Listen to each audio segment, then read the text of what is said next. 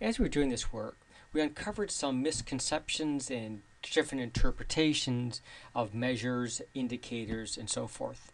So we decided to take a step back and sort of reach a new agreement on some terminology. So overall, those 6 corporate goals, of course, are the strategic goals.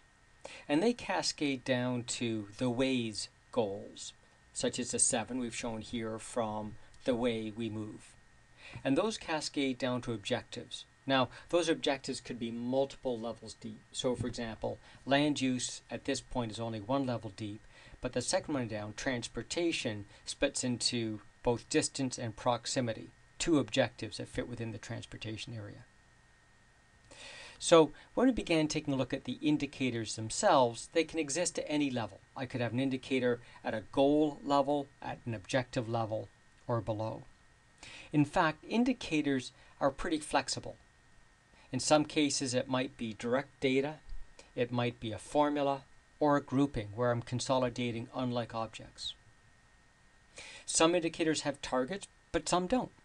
Some indicators have council approval at various levels across that hierarchy, and of course others don't.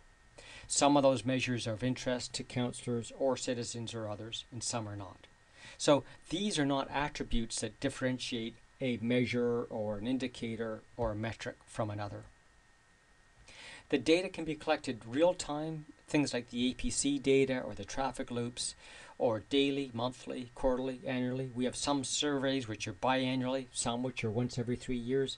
In fact, we use one piece of data that's collected only once a decade.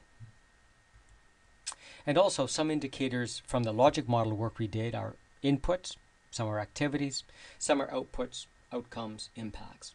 It's important to note that indicators can have any or all of these attributes, and that doesn't define them as being a better indicator or worse. They're just indicators and can be used. The important thing that we learned is the quality of the data needs to be related to the type of decision or quality of decision you're making. So if we have a high quality decision, we need high quality data.